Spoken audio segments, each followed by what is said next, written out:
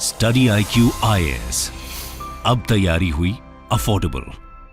Bangladesh, Pakistan, Sri Lanka, Myanmar, इन सब देशों का नाम सुनकर आपके दिमाग में क्या आता है?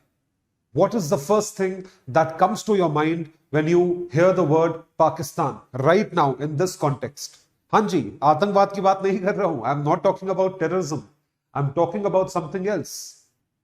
इन सारे देशों की अर्थव्यवस्था या आर्थिक स्थिति इतनी खराब है कि वो गिर रही है। It is falling.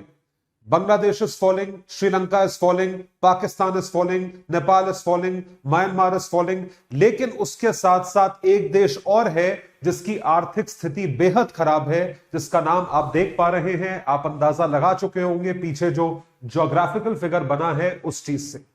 ये क्या है? ज्योग्राफिकल फिगर बोल लीजिए, वैसे तो मैन मेड फिगर है लेकिन इतनी पुरानी है कि ये एक हेरिटेज साइट में आती है। And this makes a very very good thing for tourist to visit this country. जी हां, बात कर रहा हूं मैं इजिप्ट की। इजिप्ट एक ऐसा देश है जिसकी आर्थिक स्थिति इतनी खराब है कि वो नागरिकता बेचने पर आ गया है। Ladies and gentleman, boys and girls, मैं हूं आपका दोस्त, host, educator, mentor Sanghi sir, और मैं आप सभी का स्वागत करता हूं स्टडी IQ IAS पर। हमारे कोर्सेज को एक्सप्लोर करें और इसी तरीके से हमारे चैनल को सब्सक्राइब करके, वीडियोस को लाइक करके, कमेंट करके, शेयर करके हमारा प्रोत्साहन बढ़ाते रहें। तो आइए देखें इजिप्ट की ऐसी स्थिति हुई कैसे और क्यों ऐसी स्थिति आई कि वो नागरिकता बेच रहा है। Why is it selling citizenship? Egypt की जो आर्थिक स्थिति है उसको लेकर ये काफी टाइम से सुर्खियों में बना हुआ है।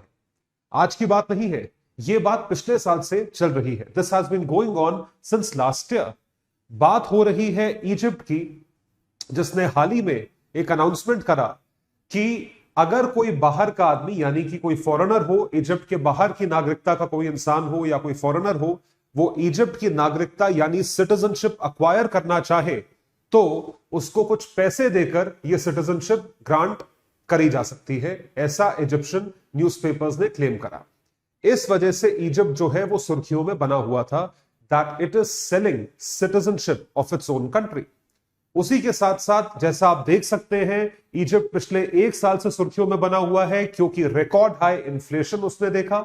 एक महीने में इतना हाई इन्फ्लेशन देखा जो आज तक दुनिया में कहीं नहीं देखा गया है। बहुत कम देशों में पिछले 100 साल में देखा गया है। इक्के या दुक्के एग्जांपल्स हैं। तो ये प्रेजेंट डे 21st सेंचुरी में कहीं अगर कोई हाइपर इन्फ्लेशन के क्लोज कोई चीज आती है तो आप ये बोल सकते हैं। और उसी के साथ साथ जो ग्लोबली जो फाइनेंशियल या आर्थिक हेडविंड्स हैं, जो हवा है, फाइनेंशियल हवा है, वो किस तरफ ब्लो कर रही है। They are worsening and declining global trade. Trade जो है वो कम हो रहा है। ट्रेड कम हो रहा है, इस वजह से देशों की जीडीपी कम हो रही है और मनी सप्लाई को कम डेलिबरेटली करा जा रहा है क्योंकि इन्फ्लेशन जो है उससे पूरी दुनिया त्रस्त है। So the trend makes short term recovery difficult. तो इजिप्शियन रिकवरी ऐसे माहौल में, ऐसे ग्लोबल माहौल में और ज्यादा मुश्किल है। तो इस वजह से इजिप्ट जो है सुर्खियों में बना हुआ है। अब आपको यह बताते हैं जो चीज है कि वो सिटीजनशिप बेच रहा है। इजिप्ट का सिटीजनशिप बेचने का जो अनाउंसमेंट आता है ये इसलिए आता है क्योंकि इजिप्शियन कंट्री जो है वो फॉरेन एक्सचेंज की कमी से जूझ रही है। आई रिपीट, फॉरेक्स उनके देश में नहीं है। जब बात होती है फॉरेक्स की, तो फॉरेक्स की रिक्वायरमेंट किसी भी देश को किस वजह से होती है? In order to stabilise its balance of payment. Balance of payment को स्टेबलाइज करने के लिए हर देश को फॉरेन एक्सचेंज चाहिए होता है। और आज की डेट में बैलेंस ऑफ पेमेंट स्टेबलाइज करना हर देश के लिए मुश्किल है because every country is a globalised country. आप कुछ ना कुछ आइटम जरूर इंपोर्ट करते हैं किसी और देश से, चाहे वो ऑयल क्यों ना हो, चाहे वो कोई और कमोडिटी, दवाइयां हो, तेल हो, रोजमर्रे की चीजें हो, मशीनरी हो, कैपिटल गुड्स हो, कोई भी चीज आप इंपोर्ट करते हो तो आपको पे करना पड़ता है। वो पेमेंट करने के लिए आपको वो फॉरेन एक्सचेंज कमाना पड़ता है जो कि आप एक्सपोर्ट करके कमाते हो। तो अब एक बात सोच के देखिए, यदि ग्लोबल सिचुएशन ऐसी है कि एक्सपोर्ट्स डाउन है और इंपोर्ट्स जो है वो उतने ही है या इंपोर्ट्स बढ़ रहे हैं, तो इस वजह से आप इंपोर्ट्स की पेमेंट करोगे कैसे? How will you make the payment of imports? This is a hugely devastating position। ये बहुत खराब सिचुएशन है किसी भी देश के लिए, स्पेशली इजिप्ट के लिए। इस वजह से इस इंपोर्ट को मीट करने के लिए इजिप्ट को फॉरेन एक्सचेंज की रिक्वायरमेंट थी। तो फॉरेन एक्सचेंज की रिक्वायरमेंट की वजह से इजिप्ट को किस लेवल तक गिरना पड़ा, किस लेवल तक स्टूप डाउन करना पड़ा कि भाई मेरे देश में आप नागरिकता खरीद सकते हैं। और कितने में? सिर्फ $2.5 लाख। $2.5 लाख में इजिप्शियन की सिटीजनशिप बिक रही है। $2.5 क्या होता है? कुछ नहीं होता $2.5, क्योंकि कंट्री के लेवल पे बिलियंस ऑफ डॉलर्स जो है वो पे करने पड़ते हैं। लेकिन इजिप्ट क्या कर रहा है? ये अपने आप को एक अरब कंट्री मानता है और $2.5 लाख देकर जो है आप इजिप्शियन सिटीजनशिप खरीद सकते हो। Any person can buy, any foreign citizen. और यह भी ना हो, यदि कोई और इंडिविजुअल हो, और सुनो, कोई और इंडिविजुअल हो, वो $3 लाख उस कंट्री के रियल एस्टेट में इन्वेस्ट करके उसको सिटीजनशिप प्रदान कर दी जाएगी। An individual can purchase real estate not less than $300,000 in Egypt. और उसके सिवा अगर यह भी ना हो तो आप $5 लाख का आप डिपॉजिट करें वहां पे इजिप्ट के किसी बैंक में, तो भी आपको सिटीजनशिप मिल जाएगी। इन्वेस्टमेंट की भी जरूरत नहीं है। तो जरा सोच के देखिए इजिप्शियन हालात कितने खराब हैं, कितने खराब हैं कि यह स्थिति आ गई। तुम दूसरे देश में बैंक अकाउंट में $5 लाख डालो और सिटीजनशिप मिल जाएगी। यह स्थिति आ गई है इजिप्ट की। अब आपको जरा आंकड़े दिखाते हैं कि सिचुएशन कितनी खराब है, चाहे वो इन्फ्लेशनरी टेंडेंसी हो या कोई और चीज हो। ये सारे आंकड़े आपके होश उड़ा देंगे। दे आर माइंड ब्लोइंग और let's say they are very surprising और shocking in this particular sense, जहां पर ऐसे आंकड़े किसी भी देश को देखने को मिले। पता नहीं स्थिति कैसी होती है। और इसी वजह से इकोनॉमिक्स को एक डिस्मल साइंस कहा जाता है, एक डर्टी साइंस कहा जाता है, क्योंकि इकोनॉमी जो बहुत अच्छी चल रही थी, साल भर में टेबल्स टर्न हो सकती है, पूरी काया पलट हो सकती है, जिसकी वजह से ऐसी स्थिति आ जाए। इन्फ्लेशन जो है, एक महीने का इन्फ्लेशन 26.5%। पिछले एक साल में इन्फ्लेशन तकरीबन 50%, यानी कि आप यह समझ के चले 2 साल में चीजों का दाम डबल हो जाएगा। In this January is at highest level in 5 years। Government has further allowed increase in gasoline, मतलब पेट्रोल के दाम बढ़ गए हैं, which is expected to drive up the prices in the economy. अर्थव्यवस्था में जो है प्राइसेस और बढ़ेंगे। उसके साथ साथ देखिए फूड इन्फ्लेशन, किसी भी देश में फूड इन्फ्लेशन जो है, हम फूड इन्फ्लेशन से त्रस्त हैं, जबकि हमारा फूड इन्फ्लेशन डबल डिजिट्स में नहीं है। इनका फूड इन्फ्लेशन देखिए कहां तक है, it is an all time high of 48% इन जनवरी। मतलब एक साल में खाने पीने के दाम, जो रोजमर्रे की चीजें हैं, जो नेसेसिटी है, जो खाना तो खाएगी आपकी जनता, उसके दाम ऑलमोस्ट डबल हो जाएंगे। जब एक महीने में या 3 महीने में 48% बढ़ गए, तो साल भर में डबल हो जाएंगे। फूड इन्फ्लेशन देखिए कितना मैसिव चल रहा है। उसके बाद इजिप्शियन पाउंड जो उनकी करेंसी है, द करेंसी ऑफ इजिप्ट, ये बहुत हेविली डिटेरियोरेट कर गई है, क्योंकि अभी आपको बताया बीओपी की स्थिति बहुत खराब है। इट वीकन बाय नियरली 24%, 1/4 से वीक हो गई against the dollar in January and by about 50% since March last year. एक साल में आधी आपकी करेंसी डिटेरियोरेट कर गई। तो आप सोच के देखिए, यदि एग्जाम्पल के लिए 40 रुपए का इजिप्शियन पाउंड मिल रहा था, तो अब जो है आप, या 40 इजिप्शियन पाउंड जो है वो आपको देने पड़ रहे थे $1 के लिए, तो अब आपको 60 देने पड़ेंगे $1 के लिए। 50% से इसकी वैल्यू गिर जाना। And finally foreign debt, foreign debt जो है वो अक्यूमुलेट होते होते, और हाल ही में इजिप्ट ने $3 बिलियन का लोन लिया है उसी संस्था से, जिस संस्था से सब लोग लेते हैं। इसको एक बेल आउट पैकेज के तौर पे दिया गया है। तो अब स्थिति यह है, द सिचुएशन इज कि ये इजिप्ट का पहला बेल आउट पैकेज नहीं है। पिछले 5-6 सालों में इजिप्ट ने 15 से $20 बिलियन अलग अलग इंस्टेंसेस पे बोरो करे हैं। More than tripled in the last decade to $157 billion, and foreign reserve stood at only $34.5 billion, जो कि 41 से नीचे है। पहले फॉरेक्स जो था वो $41 बिलियन था, और अब जो है $34 बिलियन हो गया है। और आप देख सकते हैं $157 बिलियन टोटल फॉरेन डेट है, जिसमें से $3 बिलियन लास्ट ईयर जो है वो बोरो किया गया है। इतनी खराब स्थिति एक इतने खूबसूरत देश की हो गई है, जो कि नाइल रिवर के आसपास सर्वाइव करता है, which is the longest river in the world. Please comment in the chat box नीचे, जहां पर आप कमेंट करते हैं वहां पर बताएं कौन सी नदी दुनिया की सबसे लंबी नदी है।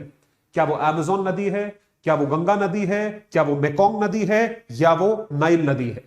इस सवाल का जवाब नीचे कमेंट सेक्शन में जरूर दें। इजिप्ट की सारी सिविलाइजेशन जो है वो सिर्फ और सिर्फ नाइल नदी के अराउंड है। ये कोई नया फैक्ट नहीं है, ये तो हिस्टोरिक फैक्ट है। जैसे इंडस वाली सिविलाइजेशन थी, इंडस रिवर के आसपास थी, बिना पानी के सर्वाइवल नहीं है, तो पानी के आसपास जो है पूरी सिविलाइजेशन पनपती है। तो this is the entire life line of Egypt. जो आप देख रहे हैं ये पूरी लाइफ लाइन है इजिप्ट की, और यहां जाके जो है क्वाड्रिलैटरल डेल्टा बनाती है और ये ड्रेन हो जाती है मेडिटेरेनियन सी में। ज्योग्राफी मैपिंग का सवाल है। तो कहने का मतलब यह है कि इजिप्ट जैसा देश, इसमें जितने भी शहर हैं, छोटे बड़े शहर, वो सारे रिवर के आसपास है।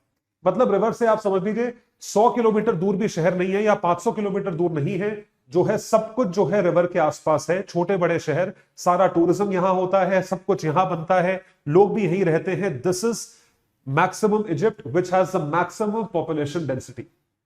सबसे ज्यादा पॉपुलेशन डेंसिटी जो है यही पाई जाती है इतने बड़े देश में। आप देखो इतना बड़ा देश है, मतलब यहां ये पूरा रेगिस्तान है, पूरा रेगिस्तान। This is what Egypt is. तो इजिप्ट को देखते हुए, समझते हुए, अगर हम इसकी स्थिति देखें तो उसके इश्यूज समझना बहुत जरूरी है। क्या मुद्दे हैं इजिप्ट जैसे देश के, मुद्दे क्या हैं? तो मैंने इन मुद्दों को दो कैटेगरीज में तोड़ा है, दो चीजों में कैटेगराइज करा है। इंटरनल इश्यूज अलग, एक्सटर्नल इश्यूज अलग। इंटरनल मतलब इजिप्ट के अंदरूनी इश्यूज, उनकी खुद की प्रॉब्लम की वजह से क्रिएट करे गए इश्यूज। वो क्या है? इजिप्ट के राष्ट्रपति अब्दुल अल सीसी, जो कि वहां के मिलिट्री कमांडर रह चुके हैं, मिलिट्री हेड रह चुके हैं, उन्होंने पिछले साल, कुछ साल पहले जो है कू करा, COUP, कू डेटा। कू डेटा एक फ्रेंच वर्ड है। कू का मतलब होता है जब मिलिट्री एक डेमोक्रेटिक लीडर की पावर को उखाड़ के बाहर फेंकती है और खुद का शासन वहां पे जमा लेती है। जो मालदीव्स में देखने को मिला, जो पाकिस्तान में देखने को मिला। पाकिस्तान में 70, जैसे हिंदुस्तान की आजादी को 75 साल हुए हैं, पाकिस्तान की आजादी को भी 75 साल हुए हैं। 75 साल में से 60 साल जो है वहां पे मिलिट्री रूल चला। तभी जनरल परवेज मुशर्रफ जैसे लोग जो है वहां के प्रधानमंत्री बने, क्योंकि आप ये समझ के चले वो कू कर देते हैं। कू का मतलब होता है जब मिलिट्री जो है वो नॉर्मल स्टेट ऑफ अफेयर्स को पूरी तरीके से टेक ओवर कर लेती है और एडमिनिस्ट्रेशन यानी शासन को अपने कंट्रोल में ले लेती है, उसको कहा जाता है कू। तो अब्दुल अल सीसी जो है उन्होंने कू करा और इस वजह से एक ऐसे मिलिट्री कमांडर के हाथ में पूरा का पूरा शासन आ गया जिसको गवर्नेंस का और एडमिनिस्ट्रेशन का कोई एक्सपीरियंस नहीं है।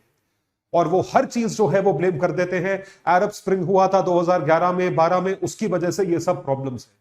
लेकिन प्रॉब्लम्स क्या खड़ी करी गई है? What are the problems that have been stating? वो प्रॉब्लम्स बताने से पहले आपको एक चीज मैं समझाना चाहता हूं कि मिसमैनेजमेंट इतना हाई है, इतना मैसिव है कि वो करप्शन के लेवल पर बहुत आगे है पूरी दुनिया में। क्योंकि मिसमैनेजमेंट है, internal state of affairs military के हाथ में है, इसलिए करप्शन जो है ऑल टाइम हाई पे चल रहा है। 400, 500, 600 करप्शन इंडेक्स में जो है वो मैसिवली हाई रैंक करते हैं क्योंकि करप्शन बहुत ज्यादा है।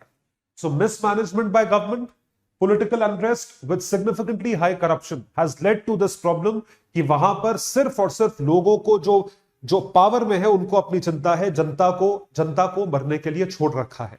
उसके ऊपर उनके सपने, उनकी ड्रीम्स। सुएज कैनाल, अभी मैंने आपको मैप दिखाया था, ये देखिए, ये सुएज कैनाल है। सो सुएज कैनाल जो है वो ज्वाइन करता है मेडिटेरेनियन सी को अरेबियन सी से। नीचे अरेबियन सी, इंडियन ओशन है।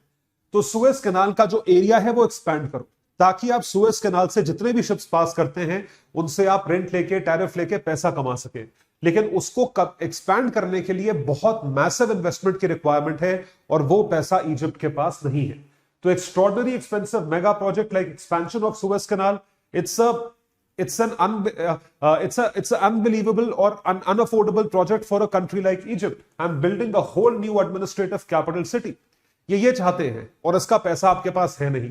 उसके बाद ओवरबेयरिंग स्टेट की जो अथॉरिटी है ओवरबेयरिंग, उसको आपने ओवरबेयर कर लिया है। और उसके साथ साथ the normal state of affairs have been taken over by the military. Military वालों को अकल थोड़ी होती है गवर्नेंस की, मिलिट्री वालों को मिलिट्री की अकल होती है। अब कुछ देश में मिलिट्री वाले जो है वहां पे चढ़ के बैठ जाएंगे तो आप सोच के देखिए क्या होगा। Enterprises in Egypt have deterred foreign investments, क्योंकि हम सब कुछ खुद बनाएंगे। फॉरेन इन्वेस्टमेंट आएगा तो आप ये सोच के देखिए कि फॉरेन इन्वेस्टर्स सब ले जाएंगे। और फॉरेन इन्वेस्टर्स जो है FDI, FII के रूप में कहां इन्वेस्ट करते हैं? जहां पे प्राइवेट सेक्टर पनप सकता है। जहां प्राइवेट सेक्टर नहीं पनप सकता वहां फॉरेन इन्वेस्टमेंट नहीं आएगा।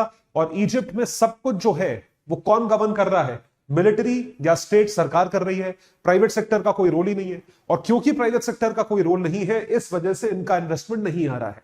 एफडीआई, एफआईआई, इस टाइप का इन्वेस्टमेंट इनके देश में नहीं आ रहा है, बिकॉज प्रॉब्लम आपको बताई, and they are depressed and they have depressed the private sector.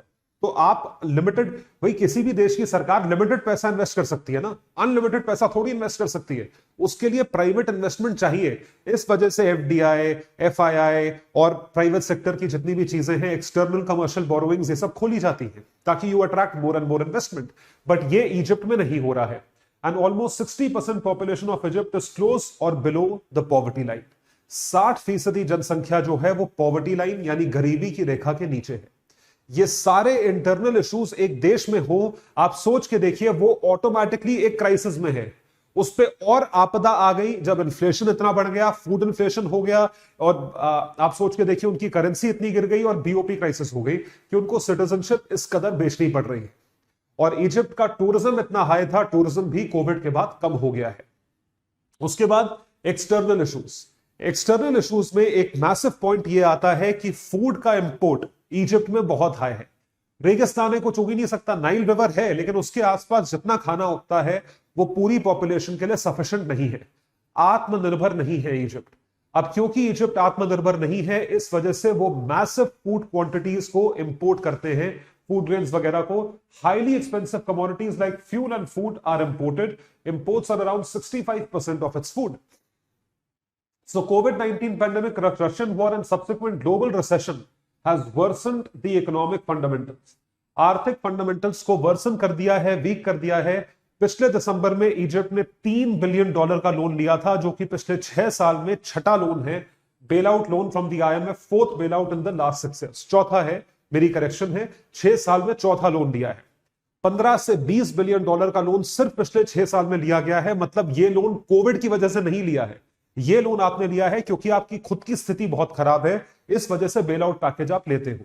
और आईएमएफ के पास जाने का मतलब यही है कि लोन आप डेवलपमेंटल पर्पसेस के लिए नहीं ले रहे हो, क्योंकि आपको डेवलपमेंट के लिए यदि लोन चाहिए होता तो आप आईबीआरडी, वर्ल्ड बैंक, आप एडीबी, एशियन डेवलपमेंट बैंक या अफ्रीकन यूनियन बैंक के पास जाते।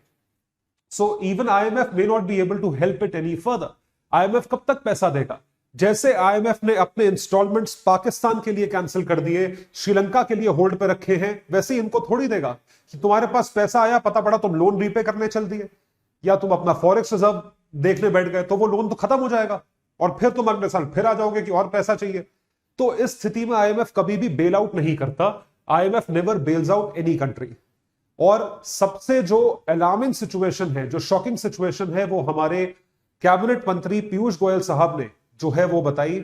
इजिप्ट में भारत का एक कंसाइनमेंट, एक शिप जो है वो गया, सारे के सारे गुड्स लेकर, उस शिप को एज इट इज वहां से लौटा दिया गया, उस शिप को वहां से वापस भेज दिया गया। कोई भी गुड्स ऑफलोड नहीं हुए। None of the goods were taken off from the ship and the ship was sent back as it is because Egypt did not have the money to pay for its imports. Egypt के पास पैसा नहीं था कि वो अपने imports का जो है वो बर्डन उठा सके। और अगर आप इंपोर्ट का बर्डन नहीं उठा सकते हो तो आपको एक डिफॉल्टर स्टेट कहा जाता है। और अगर आपके ऊपर ये डिफॉल्टर स्टेट का धब्बा लग गया तो आपको आईएमएफ अगला इंस्टॉलमेंट नहीं देगा। इस वजह से इजिप्ट में कंसाइनमेंट भारत का वापस भिजवा दिया, because they did not have enough forex to pay for it. So the condition is so difficult that Egypt has to return the consignment from India as it has no forex left and it has been using and it has been rationing dollars. Ration कर रहे हो, रख रहे हो कि इतने ही dollar हैं, इसको इस चीज के लिए यूज नहीं करेंगे, इसको सिर्फ पेट्रोल के लिए, गैसोलीन के लिए और खाने वाने के लिए जो है यूज करेंगे, like Pakistan, to avoid sovereign default. और अब स्थिति जो आ गई है वो मैं आपको कई बार बता चुका हूं पहले कि सिटीजनशिप जो है वो बेची जा रही है पैसों के लिए। Might be working in some countries like UAE, however Egypt is yet to see any major turn around from this policy. $2.5 lakh में क्या 4 घर बनते, चाहे $2.5 लाख में, उससे आप पूरी इकोनॉमी कैसे बचा लोगे? तो ये भी वहां का दिखावा है कि हम ये काम कर रहे हैं। This is only show off. तो किसी भी देश की इतनी खराब स्थिति तब होती है जब आप अपनी आंख बंद करके इकोनॉमी को रूल करते हो, और अगर कू के थ्रू यानी कि एक नॉन डेमोक्रेटिक तरीके से कोई लीडर ऊपर बैठा होगा तो स्थिति यही होगी, चाहे वो कोई भी हो। And the people who specifically do a particular thing, जो अपना काम करते हैं वो अपना ही काम करते रहे, जिसका काम उसी को भाए। आप ये ध्यान रखिएगा, ये बिल्कुल मुहावरा कहावत बिल्कुल ठीक है, जिसका काम उसी को साझे। तो ये सारी की सारी चीजें इस वजह से हो रही हैं क्योंकि एक मिलिट्री कमांडर देश को एडमिनिस्टर कर रहा है, जो कि हिस्टोरिकली देखा जाए किसी भी कंट्री में कामयाब नहीं रहा। हम कोई मेक्सिको नहीं है, हम कोई और कंट्री नहीं है, चाहे आप लीबिया देख लीजिए, चाहे आप मेक्सिको देख लीजिए, चाहे आप पाकिस्तान देख लीजिए, चाहे आप मालदीव देख लीजिए, अब इजिप्ट देख लीजिए, ये कंट्री स्टेट ऑफ डिफॉल्ट में ही रही है। और ये आज की स्थिति नहीं है, ये पिछले कितने सालों से स्थिति चल रही है। तो I hope you like the topic, आपको टॉपिक पसंद आया होगा। कोई भी कोर्स स्टडी आईक्यू पे सब्सक्राइब करना हो, जो कि एक UPSC specific GS foundation batch है, तो GS foundation batch already live है प्लेटफॉर्म पे, आप सब्सक्राइब कर सकते हैं। यदि आप 2024 के एस्पिरेंट हैं या 2025 के एस्पिरेंट हैं, दोनों में से आप किसी भी अटेम्प्ट के एस्पिरेंट हैं, आपके लिए वेल स्ट्रक्चर्ड कोर्सेज हमारे वेबसाइट पे लाइव हैं। और किसी भी कोर्स पे सब्सक्राइब करने के लिए कोड आप एक ही यूज करेंगे, that is Sanghi live. Sanghi live code जो है वो आपको मैक्सिमम डिस्काउंट देगा, it would give you maximum discount on your subscription amount. और ये पीडीएफ डाउनलोड करने के लिए आप जुड़े मेरे टेलीग्राम हैंडल पर Ayush Sanghi's IAS academy. That would be all, thank you so much, bye everyone, take care and all the best. Study IQ IAS, अब तैयारी हुई अफोर्डेबल।